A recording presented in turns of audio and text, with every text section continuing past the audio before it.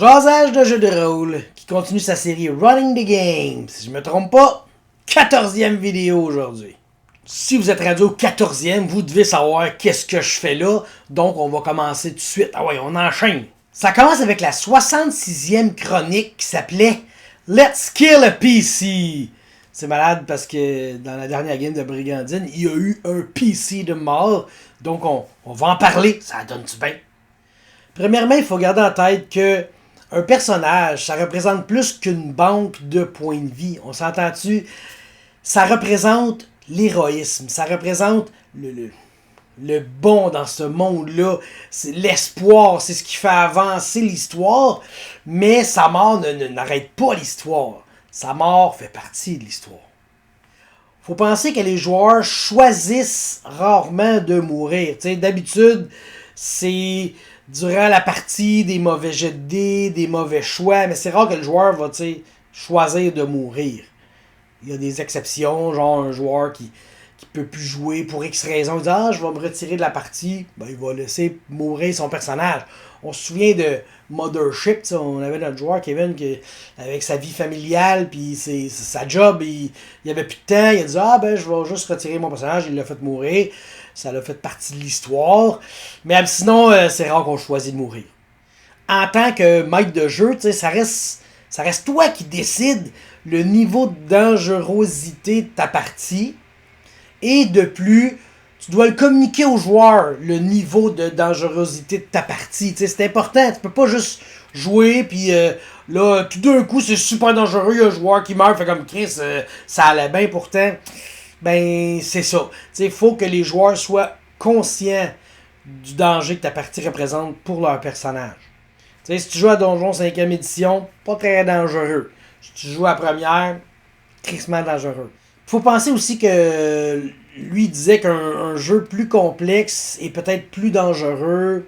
Ça dépend beaucoup de jeux. Là. On s'entend-tu, ça s'applique moins à Donjons et Dragons. Le premier était pas complexe. Puis la 3, 4e, c'était beaucoup plus complexe. En tout cas, je sais pas pourquoi il a dit ça exactement. C'est un conseil qu'il avait donné. Puis tu sais, en tant que maître de jeu, il reste que c'est toi qui décides où est-ce que les dégâts vont. T'sais. Une créature, logiquement, si ça a de l'allure, peut changer de cible pour X raison. T'sais. Bon. Et aussi, pour terminer, mettons, on parle d'un combat, ben, tu peux représenter des genres de codes de couleurs pour tes monstres. Vert, il est en pleine forme, jaune, il est magané, rouge, il est sur le bord de crever. T'sais. Ça aussi, ça peut inspirer tes joueurs. Puis tu peux le mettre sur tes joueurs aussi. Je trouve ça, c'est mieux que, hey, il me reste 6 points de vie. Tu peux dire, oh, je suis dans le rouge, je suis dans le vert, je suis dans le jaune. T'sais.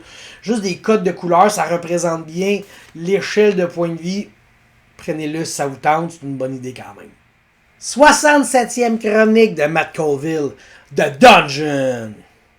C'est très important que jamais vos joueurs se posent la question « Qu'est-ce qu'on fait ici? » Il faut pas. Il faut qu'ils savent ce qu'ils doivent faire parce que sinon, maintenant, ils vont s'en aller et ils vont faire comme pourquoi qu'on est là? Qu'est-ce qu'on fait? Pourquoi qu'on... Faut toujours les garder sur le droit chemin et dans la connaissance de cause. C'est bizarre à dire, là, mais la créativité a besoin d'une certaine limite. Dans certains jeux, on va dire, quand tu es rendu que tu fais trop n'importe quoi, là, c'est exagéré, calme-toi. Mets-toi une limite. Au pire, si tu as trop d'idées, faites quoi d'autre à côté, là, mais maintenant, ça peut pas toujours débouler, puis être rendu qu'il y a des affaires qui volent, qui devraient pas, puis des affaires qui sortent de l'eau. Puis tu sais, regarde, la créativité, là, laisse-la quand même logique. Oubliez pas que dans le donjon, il doit y avoir des histoires. C'est pas juste tu te promènes, tu tues tout. Non, faut qu'il y ait des conflits, faut qu'il y ait des factions, faut qu'il y ait des pièges, des énigmes. Il faut qu'il y ait quelque chose d'autre que juste tu te promènes puis tu butes tout. Puis aussi, juste une ville, un voyage puis un donjon. Okay? Tu joues là-dedans, là. Ça peut donner beaucoup de jeux pendant un bon bout. Juste, tu es dans la ville, tu passes une partie de ta session, tu te rends au donjon. Se rendre au donjon, il va arriver quelque chose, ça va faire passer du temps de la partie, puis là, arriver au donjon, explorer une coupe de pièces. Fait que vos parties peuvent durer quand même longtemps sur juste ces 3 affaires-là. si vous faites un méga donjon, là, divisez-le. Divisez-le même en codes de couleurs pour un peu savoir qu'est-ce qu'il y a. Mettre des genres de, on va dire des biomes, tu sais, une atmosphère, un autre style de, tu sais, pour que ça soit bien divisé. Tu peux splitter ça entre factions, bien sûr. Ça aussi, ça peut aider. Puis surtout, faites un concentré. Tu sais, vous allez avoir plein d'idées dans votre vie. Vous allez dire, hey, ça pourrait être cool, ça pourrait être cool. Ben, prends toutes tes idées, mets-les là, concentrés, puis là, divise-les. Pour pas que ça soit trop dilué, puis trop long, puis trop lousse, puis qu'il y en ait trop. Ce qui peut être la fun aussi, c'est dans le donjon que tu fais. Rappelle-toi de ce que c'était avant. T'sais. Comme ça peut aussi mettre de la vie dans le donjon, de découvrir ce qui était là avant, ce qui est encore là une manière de tout tisser ça égal. Puis quand tu fais ton donjon, tu pars ton donjon, tu imagines un peu quelque chose.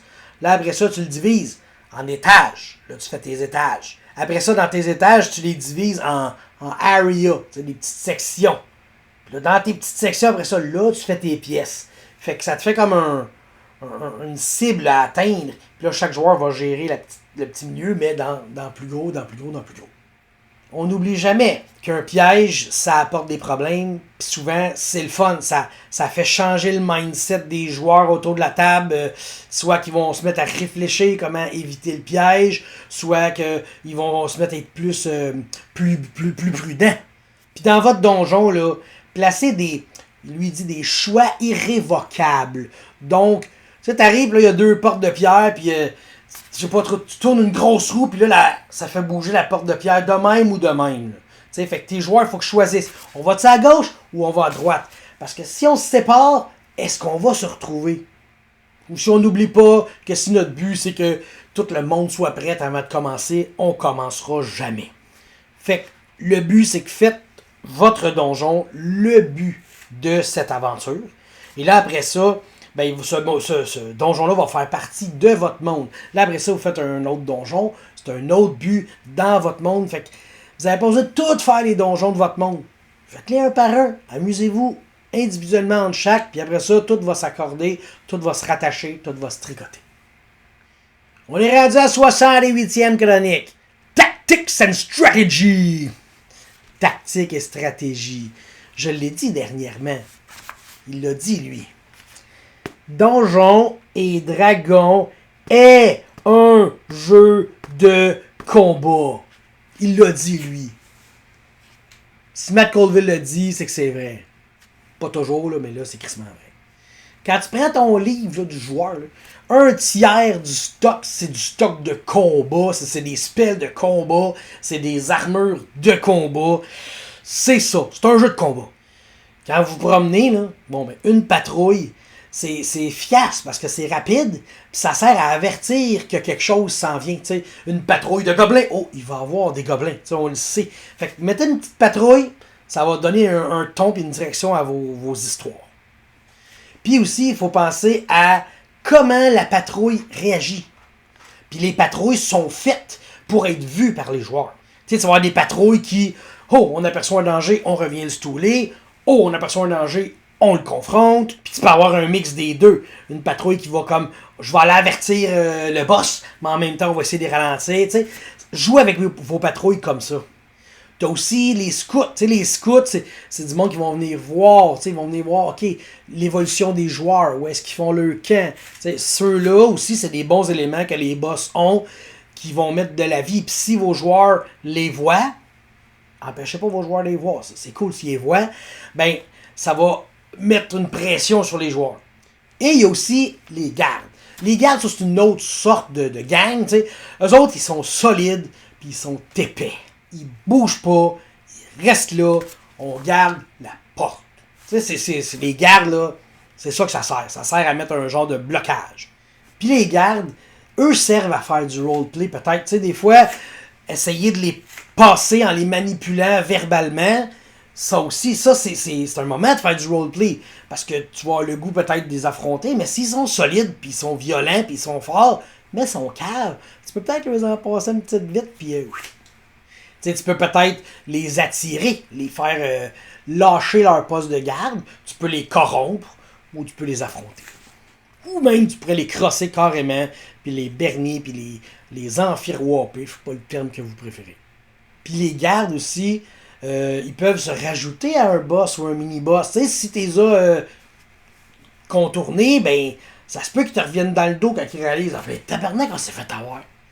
Puis aussi, tu vas avoir dans tes combats de l'infanterie. Tu sais, l'infanterie, c'est ceux qui vont protéger tes glass cannons. Les glass cannons, c'est ceux qui fessent fort mais qui sont pas tough, là. Bon, ben ça aussi, dans un jeu de tactique et stratégie, c'est important de garder ça en tête. Tu as des gens qui sont là pour protéger tes glass cannons, tes canons en vitre.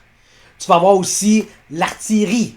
Là, genre, c'est des choses que c'est pas très déplaçable, mais ça peut viser à peu près n'importe où puis faire quand même pas mal de dégâts si tu le laisses agir. Puis tu vas avoir la brute. La brute, ça, c'est celui qui rentre dans le tas puis qui varge fort. Faut que tu t'en débarrasses au plus sacré. Tu peux pas le laisser là. Souvent, ça n'aura pas une grosse armure.